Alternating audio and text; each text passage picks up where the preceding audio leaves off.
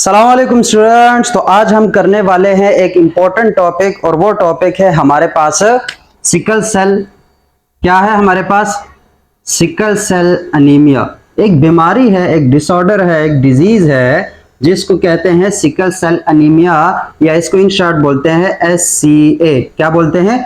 SCA या फिर SCD, sickle cell disease भी इसको बोलते हैं। तो SCD या SCA या फिर in full form what is sickle cell anaemia, इसके बारे में आज समझने की कोशिश करेंगे कि what is sickle cell anaemia.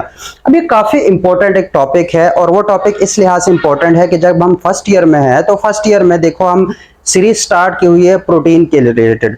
तो यहाँ से जो प्रोटीन की इंपॉर्टेंस है या जो सीक्वेंस ऑफ अमीनो एसिड्स की क्या इंपॉर्टेंस है उसको समझाने के लिए टेक्स्ट बुक में क्या है, सिकल सेल अनीमिया डिजीज को कोड किया गया। तो वहां पर भी ये टॉपिक आ गया। इसी तरीके से सेकंड ईयर में जाएंगे तो जब हम पॉइंट म्यूटेशन की बात करते हैं, म्यूटेशंस के अंदर पॉइंट म्यूटेशन आते हैं, तो पॉइंट म्यूटेशन के अंदर भी हमारे पास सिकल सेल एनीमिया जो है वो डिजीज हो जाता है, डिजीज जो है वो डिस्कस हो जाती है। इसी तरीके से जब ब्लड डिसऑर्डर्स के बारे में देखते हैं या फिर हीमोग्लोबिन के बारे में देखते हैं तो वहां पर भी कहीं ना कहीं सिकल सेल एनीमिया को टच किया जाता है। तो अब what is sickle cell anaemia जो है इसके बारे में हम कंप्लीटली सीखने की कोशिश करते हैं। तो सबसे पहले बायो का सिंपल रूल है कि जो नाम है वहां से काफी सारी इंफॉर्मेशन हमारे पास आ जाती है। तो यहां पर भी सिकल सेल अनीमिया जो है उसके नाम से ही इंफॉर्मेशन लेते हैं। तो सबसे पहले देखो, सिकल है, फिर सेल है, फिर अनीमिया है, तीन नाम है और तीन से ही हमारे पास इंफॉर्मेशन सारी आ जाएगी। कैसे? What is sickle? सिकल को गूगल करोगे तो जो लोग जमींदार है या जो लोग गांव के हैं या जो जिन लोगों का खेतों से लेना देना है उन सब ने तकरीबन देखा होगा, इवन शहरी लोगों ने भी देखा होगा कि सिकल हमारे पास एक टूल है, एक हमारे पास आला है जिसकी मदद से हम क्या करते हैं, गंदम की कटाई या घास की कटाई या इस तरह की चीजों की काटने के लिए इस्तेमाल करते हैं, जिसको आम लफ्जों में दरांती भी बोलते हैं, गराटी बोलते हैं, दराटी बोलते हैं, लोर बोलते हैं, काफी सारे उसके नाम हैं। इंग्लिश में उसको बोलते हैं सिकल। क्या बोलते हैं? सिकल। गूगल कर लो, खुद ब खुद पता चल जाएगा सिकल किसे कहते हैं। इसके अपने अपने इलाके के अपने अपने नाम हो सकते हैं, लेकिन घास वगैरह, गंदम वगैरह या फसल की कटाई में हम सिकल ज्यादा यूज करते हैं। तो वहां पर अब ये सिकल है। अब इस सिकल का यहाँ पे क्या लेना देना, उस चीज को हम वन बाय वन डिस्कस करेंगे। तो ये हो गया सिकल। सेल का सबको पता है, सेल का सबको पता है कि ये कोई ना कोई सेल होगा। और अनीमिया क्या है? अनीमिया हमारे पास कौन सी कंडीशन होती है? ऐसी कंडीशन जिसमें हमारे जो रेड ब्लड सेल्स हैं, कौन से वाले? जो रेड ब्लड सेल्स हैं, RBC जो हैं, उनकी तादाद कम हो जाए। उनकी तादाद क्या हो जाए? कम हो जाए। The downfall of red blood cells in our blood is called anaemia. इसको सादा लफ्जों में हम कहते हैं खून की कमी। क्या फलाने बंदों को खून की कमी है तो वो क्या है हमारे पास, उसको बोलते हैं अनीमिया। तो यहां पर भी सिकल सेल अनीमिया क्या हुआ? एक ऐसा अनीमिया जिसके अंदर जो ब्लड सेल्स होते हैं उनकी शेप चेंज हो रही है। उनकी क्या हो रही है? शेप चेंज हो रही है। अब क्या? तो हम इसको समझने के लिए पहले तो नॉर्मल हालात में क्या होता है उस चीज को समझना है। जब नॉर्मल हालात में हमारे अंदर क्या हो रहा है वो चीज समझेंगे तो फिर बीमारी में क्या चेंजेस आती हैं उन चीजों को हम वन बाय वन साथ समझ लेंगे और वो इजी हो जाता है। तो सबसे पहले हम यहां से शुरू करेंगे क्योंकि ब्लड से रिलेटेड है, खून से रिलेटेड है। तुम्हारे खून में एक इंपॉर्टेंट सेल्स होते हैं जिसको हम बोलते हैं रेड ब्लड सेल्स। क्या बोलते हैं हम इसको? Red blood cells. In short इसको बोलते हैं RBCs। और भी इसके कई नाम है, यहां पे हम उस लिहाज से नहीं जा रहे। अब ये जो रेड ब्लड सेल्स होते हैं हमारे अंदर, तो नॉर्मल हालात में, किस हालात में? नॉर्मल कंडीशंस में क्या होता है? नॉर्मल कंडीशंस में इनकी जो शेप है, हम बेसिकली क्या बात कर रहे हैं? शेप की बात कर रहे हैं। शेप में क्या चेंजिंग है? नॉर्मल कंडीशन में हमारे ब्लड के अंदर जो रेड ब्लड सेल्स हैं जो कि RBCs हैं, उनकी शेप होती है डिस्क लाइक। क्या होती है? Disc like. Disc like shape होती है, मतलब इस तरह की एक डिस्क से शेप होगी। या इसको एक और तरीके से अगर देखो तो डोनट तो सब लोगों ने देखा होगा। तो इसकी जो शेप है वो तकरीबन डोनट की तरह होती है। जो RBC सेल है उसकी शेप डोनट की तरह होती है, लेकिन बस इसके बीच में सुराख नहीं होता, बाकी डोनट जैसा ही नजर आता है नॉर्मल हालात में। ठीक है, एक स्फेरिकल, एक राउंड शेप में हमारे पास डिस्क लाइक शेप में रेड ब्लड सेल्स पड़ा होता है। अब ये जो रेड ब्लड सेल्स है नॉर्मल हालात में ये थोड़ा फ्लेक्सिबल होता है। क्या होता है हमारे पास? ये होता है फ्लेक्सिबल। फ्लेक्सिबल का मतलब थोड़ा इलास्टिक होगा।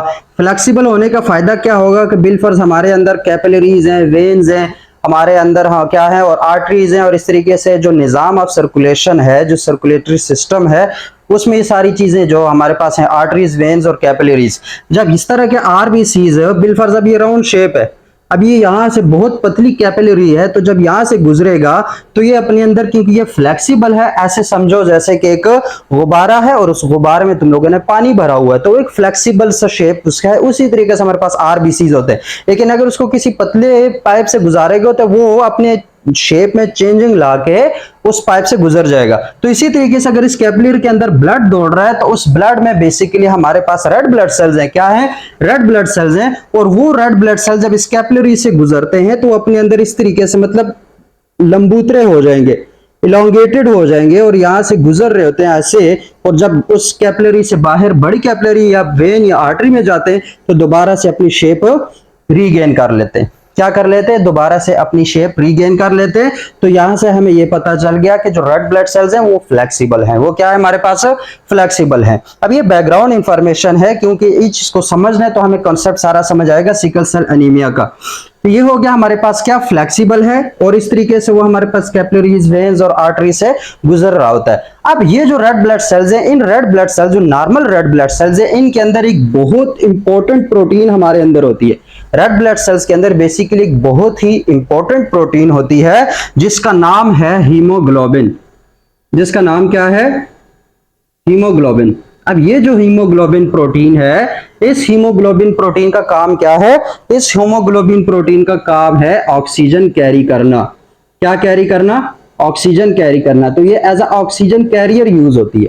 क्या हमारे पास हीमोग्लोबिन जो प्रोटीन है वो as a oxygen carrier use होती है। अब होता क्या है कि अब अगर इस हीमोग्लोबिन का हम नॉर्मल जो स्ट्रक्चर है वो देखें तो इस हीमोग्लोबिन के नॉर्मल स्ट्रक्चर में बेसिकली हमारे पास हम क्या कह रहे हैं कि एक प्रोटीन है।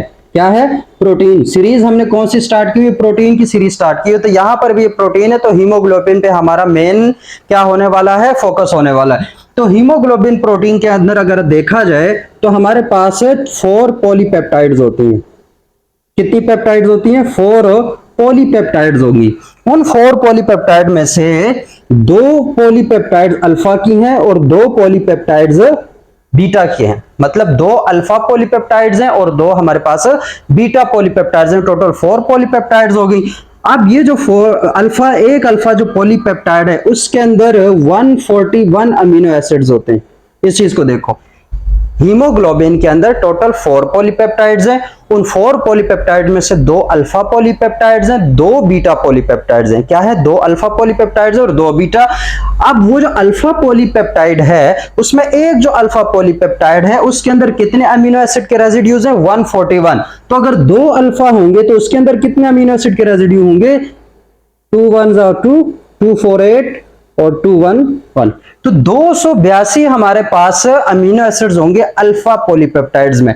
किसमें? अल्फा पॉलीपेप्टाइड्स में। इसी तरीके से जो बीटा पॉलीपेप्टाइड्स है उसमें एक बीटा पॉलीपेप्टाइड के अंदर होते हैं 146 अमीनो एसिड्स। कितने होते हैं? 146 अमीनो एसिड्स होते हैं। ये चीज इसलिए बता रहा हूं क्योंकि एंट्री टेस्ट में कई बार जो है ये क्वेश्चन आ जाते हैं कि अल्फा पॉलीपेप्टाइड्स में कितने अमीनो एसिड्स हैं, बीटा में कितने हैं, या दोनों में कितने होंगे, टोटल कितने, वो सारी चीजें। तो यहां पे अगर एक बीटा अल्फा पॉलीपेप्टाइड है और इसके अंदर 146 अमीनो एसिड्स हैं, तो 2 बीटा पॉलीपेप्टाइड में कितने होंगे? हमारे पास होंगे 12 या 2 चौका 1 9 और ये 292 292 हमारे पास अमीनो एसिड जो है वो किसमें होंगे? जो बेटा पॉलीपेप्टाइड्स है। टोटल 4 पॉलीपेप्टाइड्स है। यहाँ पे देखो, एक पॉलीपेप्टाइड ये हो गया, एक पॉलीपेप्टाइड ये हो गया, एक पॉलीपेप्टाइड ये हो गया, एक पॉलीपेप्टाइड ये हो गया। अब ये 4 पॉलीपेप्टाइड्स हैं। जो अल्फा पॉलीपेप्टाइड है उसमें इतने अमीनो एसिड्स हैं, बीटा में इतने हैं। अगर हम टोटल इसका देखें तो टोटल हमारे पास हीमोग्लोबिन को इन शॉर्ट HB लिखा जाता है। हीमोग्लोबिन में टोटल अमीनो एसिड्स कितने हुए? 292 प्लस 282। तो ये हो गए 8 8 16 1 17 असल 1 और ये हो गए 574। 574 अमीनो एसिड्स होते हैं एक हीमोग्लोबिन में। एक हीमोग्लोबिन में के प्रोटीन में कितने अमीनो एसिड्स होंगे? 574 अमीनो एसिड्स। ठीक है, तो अगर इसमें अमीनो एसिड्स हैं या इसमें पॉलीपेप्टाइड है तो हमें पता है कि यहाँ पे सीक्वेंस ऑफ अमीनो एसिड्स काफी इंपॉर्टेंट है। और उसी सीक्वेंस ऑफ अमीनो एसिड्स कितना इंपॉर्टेंट है उसके लिए पूरे के पूरे सिकल सेल एनीमिया डिजीज हम समझ रहे हैं। तो यहाँ पे टोटल हमारे पास कितने हुए, ये थोड़ी सी इसकी इंफॉर्मेशन जो बायोकेमिस्ट्री के हवाले से इंफॉर्मेशन थी कि टोटल हमारे पास यहाँ पे 574 अमीनो एसिड्स होते हैं, 4 पॉलीपेप्टाइड्स हैं, 2 अल्फा के 2 बीटा के। अल्फा के अंदर 141 अमीनो एसिड्स होते हैं, दोनों अल्फा के अंदर होंगे 282। इसी तरह बीटा के अंदर हमारे पास 146 अमीनो एसिड्स होते हैं और दोनों बीटा के अंदर 292 अमीनो एसिड्स होंगे। ऐसा हो गया। फिर इसके बाद एक बात और याद रखना कि ये जो 2 अल्फा, बिलफर्ज में ये अल्फा है और ये अल्फा है और ये बेटा है और ये बेटा है, ठीक है, इसको अपने लिहाज से देख लेना। इसमें जो पॉलीपेप्टाइड्स हैं ये हमारे पास आपस में भी जुड़े हैं। ये 2 पॉलीपेप्टाइड आपस में आयरन ग्रुप या हीम ग्रुप इसको बोलते हैं। आयरन को क्या बोलते हैं, हीम। और हीम की वजह से इसका नाम हीमोग्लोबिन है, ठीक है। ग्लोबिन क्या है, हमारे पास प्रोटीन का नाम है और हीम उसके अंदर होता है, इस वजह से उसको हीमोग्लोबिन बोलते हैं। तो यहाँ पे ये जो हमारे पास पॉलीपेप्टाइड्स हैं वो आपस में एक दूसरे के साथ कैसे लिंक हुए, ये वाला और ये वाला पॉलीपेप्टाइड आपस में आयरन ग्रुप के थ्रू लिंक हुआ है। इसी तरीके से ये वाला अल्फा और ये बीटा भी आपस में आयरन ग्रुप के थ्रू लिंक हुआ होता है। इसी तरह ये दोनों बेटा भी आपस में आयरन ग्रुप के थ्रू लिंक हुए हैं। और इसी तरीके से ये दोनों हमारे पास किसके थ्रू लिंक हुए हैं, आयरन के थ्रू लिंक हुए हैं। तो अगर यहाँ पे देखो कितने सारे एमसीक्यूज क्लियर हो रहे हैं। 4 पॉलीपेप्टाइड्स हैं, ठीक है, 2 अल्फा के 2 बीटा के, दोनों में हमारे पास अमीनो एसिड कितने वो भी पता चल गए। फिर हर 2 पॉलीपेप्टाइड्स आपस में कौन से ग्रुप के साथ लिंक्ड हैं, 4 आयरन के साथ रहेंगे। आयरन ग्रुप या हीम ग्रुप इसको इन शॉर्ट बोलते हैं या इस सादगी में, तो वो हमारे पास हीम ग्रुप के साथ इंटरकनेक्टेड है। तो अब एक हीमोग्लोबिन के अंदर कितने आयरन के मॉलिक्यूल हुए, एक हमारे पास जो क्या है हीमोग्लोबिन है उसके अंदर आयरन मॉलिक्यूल कितने हुए, 1 2 3 4, कितने हुए, 4। तो यहां पे ही हीमोग्लोबिन के अंदर 4 हमारे पास आयरन या हीम के ग्रुप्स हैं। क्या है हमारे पास, हीम के ग्रुप्स हैं। इसके बाद अब एक बात और याद रखना, हर जो हमारे पास आयरन है वो अपने साथ एक ऑक्सीजन को अटैच कर सकता है, एक ऑक्सीजन के मॉलिक्यूल को क्या कर सकता है, अटैच कर सकता है। ज्यादा अफिनिटी नहीं है, मतलब इसको कुछ ज्यादा पसंद नहीं है, लेकिन अगर प्रेशर ज्यादा हो ऑक्सीजन का, पार्शियल प्रेशर की बात कर रहे हैं, तो फिर हर आयरन के साथ एक ऑक्सीजन जो है वो अटैच हो सकता है। तो अगर हर आयरन ग्रुप के साथ एक ऑक्सीजन अटैच हो रहा है तो मुझे बताओ कि कितने आयरन के ग्रुप्स हैं, 4 हैं। तो इसके साथ भी एक ऑक्सीजन अटैच हो सकता है, इसके साथ भी हो सकता है, इसके साथ भी हो सकता है और इस वाले ऑक्सीजन के इसके साथ भी ऑक्सीजन अटैच हो सकता है। तो यहां पे हमारे पास एक हीमोग्लोबिन कितने ऑक्सीजन को अपने साथ अटैच कर रहा है, क्योंकि ये चारों आयरन क्या है हमारे पास हीमोग्लोबिन का पार्ट है ना, और हर आयरन के साथ एक ऑक्सीजन का मॉलिक्यूल है। तो एक पूरे हीमोग्लोबिन को अगर हम बात करते हैं, Hb की बात करते हैं, तो एक पूरा हीमोग्लोबिन का मॉलिक्यूल कितने ऑक्सीजन मॉलिक्यूल्स को कैरी कर सकता है, 1 2 3 4, कितने, 4 और 2 को ये अपने साथ कैरी कर सकता है। ये बात याद रखना, एक हीमोग्लोबिन कितने ऑक्सीजन के मॉलिक्यूल्स को कैरी कर सकता है, 4 और 2, कितने को, 4 ऑक्सीजन के मॉलिक्यूल को ये कैरी कर सकता है। ये हम अब आगे जब रिस्पायरेशन आएगी तो उसमें हम इस चीज को डिटेल से देखेंगे कि कैसे कैरी करता है, लोड कैसे करता है, अनलोड कैसे करता है, blood carry, oxygen carrying capacity क्या होती है, ये सारी चीजें वहां पे। लेकिन यहाँ पे इतनी सारी चीजों को क्लियर करना लाजमी है क्योंकि ये इस कॉन्सेप्ट का पार्ट हो सकते हैं। यहाँ पे क्या है, एक हीमोग्लोबिन 4 ऑक्सीजन के मॉलिक्यूल्स को कैरी कर रहा है, क्या कर रहा है, कैरी कर रहा है। ये बात हो गई, ये एमसीक्यूज भी सारे निकल आए, हीमोग्लोबिन का थोड़ा बहुत पता भी चल गया। अब इस हीमोग्लोबिन की हमने थोड़ी बहुत जेनेटिक्स देखनी है, क्या देखनी है, जेनेटिक्स देखनी है। और वो जेनेटिक्स क्या है कि अगर ये हमारे पास प्रोटीन है, ये हमारे पास क्या है, प्रोटीन है, तो लाजमी बात है इस प्रोटीन का कोड भी होगा, क्या होगा, कोड भी होगा। और वो कोड क्या होगा हमारे पास, कहां पे होगा, डीएनए के अंदर होगा। किसके अंदर होगा, डीएनए के अंदर हमारे पास हीमोग्लोबिन का कोड होगा। एक जीन होगा जो कि हीमोग्लोबिन के मॉलिक्यूल को क्या कर रहा है, ट्रांसलेट करेगा, उस जीन के अंदर उसका कोड पड़ा हुआ हीमोग्लोबिन का। तो हमारे जो न्यूक्लियस के अंदर क्रोमोसोम नंबर 11 पे, किस पे, at chromosome number 11, at chromosome number 11, chromosome number 11 पे हमारे पास एक जीन पड़ा हुआ होता है जिसको हम कहते हैं ग्लोबिन जीन। क्या बोलते हैं इसको, ग्लोबिन जीन बोलते हैं। या इसको हीमोग्लोबिन जीन भी बोल सकते हो। इन शॉर्ट इसको हम HB ही लिखेंगे। क्या लिखेंगे? एक HB जीन जो है वो हमारे पास क्रोमोसोम नंबर 11 पे पड़ा हुआ है। अगर इसको मैं मजीद स्पेसिफाई करूं तो इसकी मैं जीन मैपिंग बता देता हूं कि इसकी जो एग्जैक्ट लोकेशन है वो हमारे पास है 11, क्या है हमारे पास 11p15.5। क्या है हमारे पास जीन मैपिंग के लिहाज से जो इस जीन का एड्रेस है, किस वाले HB जीन का जो एड्रेस है वो है हमारे पास 11p15.5। अब ये क्या है, इसके लिए अगर किसी को समझ नहीं आ रही और उसको मजीद समझना है तो जीन मैपिंग वाला जो लेक्चर है उसको तसल्ली से देख लो, सब कुछ समझ आ जाएगा। 11 का मतलब क्या है? क्रोमोसोम नंबर है, तो ये क्रोमोसोम नंबर 11 पे पड़ा है। पी का मतलब क्या होता है? Short arm. क्या है? एक ये क्रोमोसोम है, ठीक है, ये क्रोमोसोम है। एक सेंट्रोमेयर है, एक इसका लॉन्ग आर्म होगा जिसको क्यू बोलते हैं, एक उसका शॉर्ट आर्म होगा जिसको पी बोलते हैं, ठीक है। तो यहां पे पी आर्म का मतलब, पी का मतलब क्या होगा? Short arm. तो मतलब क्रोमोसोम नंबर 11 के शॉर्ट आर्म पे प्रेजेंट है वो। उसके बाद 1 किसको शो करेगा? पी के बाद वो रीजन को शो करेगा। तो पहले रीजन मतलब सेंट्रोमेयर के करीब करीब, अब ये 2-3 रीजन है, बिल्कुल ये पहला रीजन है, ये दूसरा, ये तीसरा।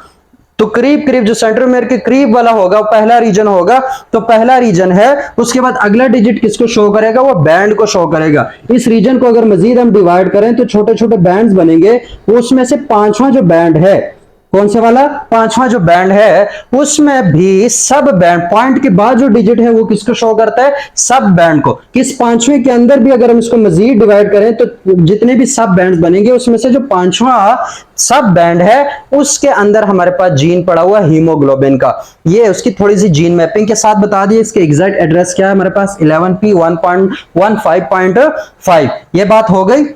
वहां पे एक जीन पड़ा हुआ हीमोग्लोबिन का जीन।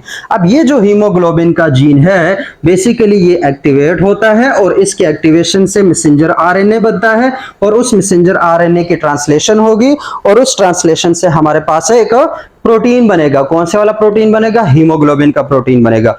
अब ये थी हमारे पास एक नॉर्मल कंडीशन। ये सारी क्या थी? Normal condition.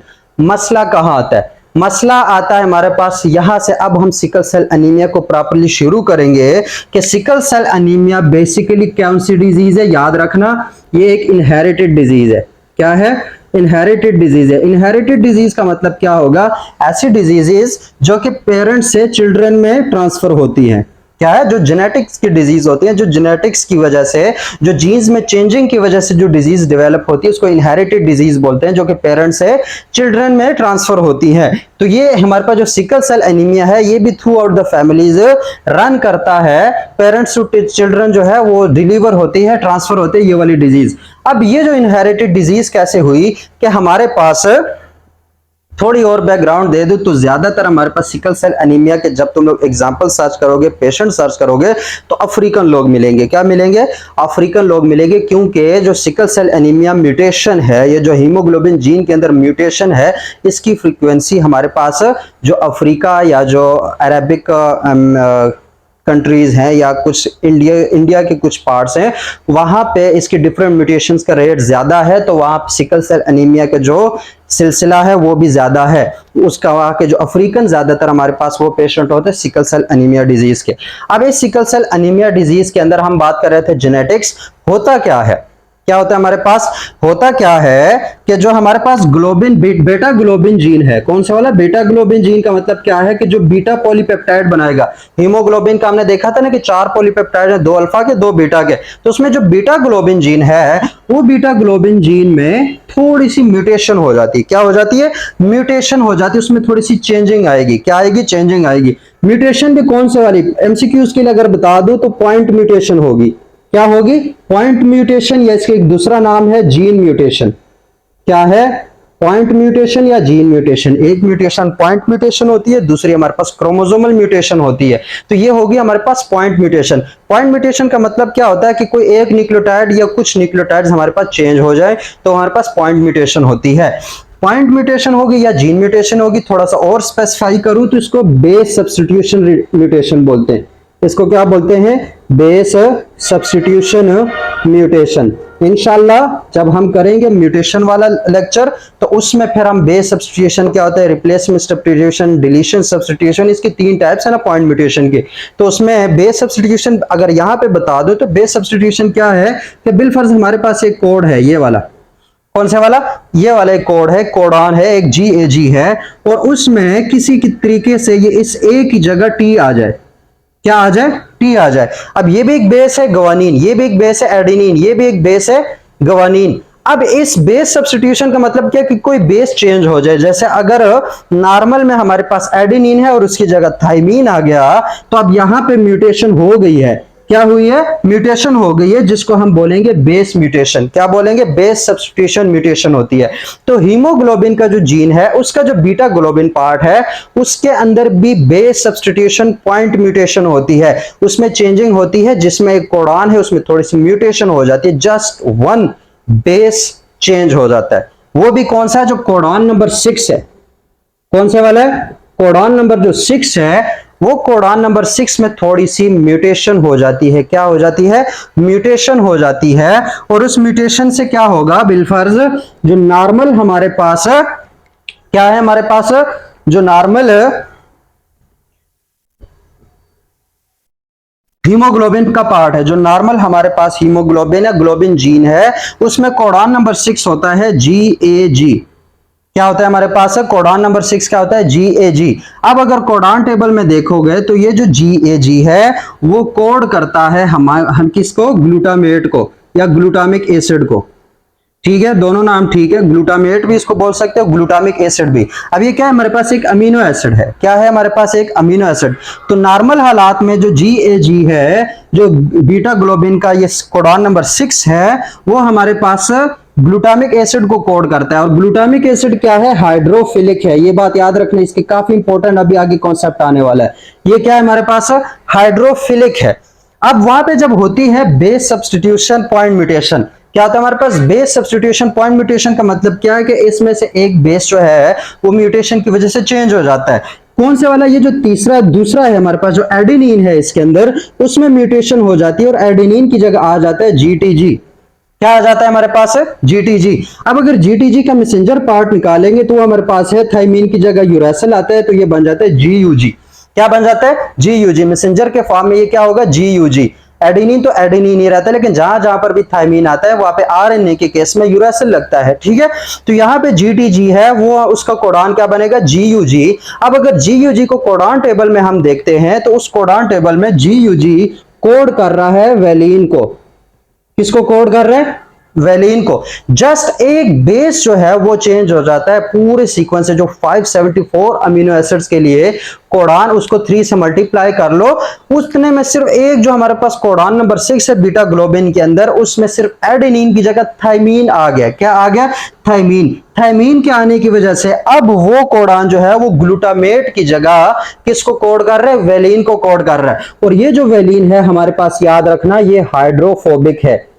ये क्या है, हाइड्रोफोबिक। हाइड्रोफोबिक का मतलब क्या होगा कि ये वाटर में सॉल्युबल नहीं है, ये हमारे पास वेलिन क्या है, वाटर में सॉल्युबल नहीं है। तो जस्ट ये चेंजिंग है, जेनेटिक्स के लिहाज से सिर्फ ये चेंजिंग है, और इस चेंजिंग की वजह से सिर्फ जो हमारे पास अमीनो एसिड नंबर 6 है, क्योंकि ये कोडान नंबर 6 है, तो हमारे पास अमीनो एसिड नंबर 6 जो है उसमें ग्लूटामिक एसिड की जगह हमारे पास क्या आ जाता है, वेलिन रिप्लेस हो जाता है, ग्लूटामेट रिप्लेस हो जाता है और उसकी जगह नया हमारे पास क्या आ जाता है, वेलिन आ जाता है। तो उस चेंजिंग की वजह से जस्ट एक अमीनो एसिड के सीक्वेंस में थोड़ी सी चेंजिंग आई, उस चेंजिंग की वजह से अब पूरे के पूरा के जो प्रोटीन का शेप, जो स्ट्रक्चर, जो फंक्शन, सब कुछ चेंज हो जाएगा।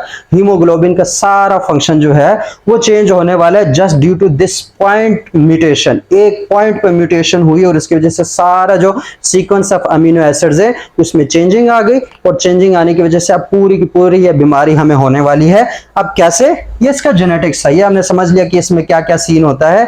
पॉइंट म्यूटेशन हो गई और उसके बाद ये सारा सीन हो गया, ग्लूटामिक एसिड की जगह वेलिन आ गया एट पोजीशन नंबर 6। किस पे आ गया, पोजीशन नंबर 6 पे अब हमारे पास वेलिन आ गया। ग्लूटामिक एसिड हाइड्रोफिलिक है, वेलिन हमारे पास हाइड्रोफोबिक है। याद रखना, नॉर्मल जो हमारे पास हीमोग्लोबिन होगा उसमें पोजीशन नंबर 6 पे क्या है, ग्लूटामेट है। जो कि हमारे पास सिकल सेल हीमोग्लोबिन होगा, जो हमारे पास म्यूटेटेड हमारे पास हीमोग्लोबिन होगा, उसमें पोजीशन नंबर 6 पे वेलिन है। क्या है, वेलिन। दोनों की कैरेक्टरिस्टिक्स एक दूसरे के ऑपोजिट है, एक हाइड्रोफिलिक है, दूसरा हाइड्रोफोबिक है। ये चीज यहां पे हो गई। अब हम इसको थोड़ा सा आगे प्रोसीड करते हैं।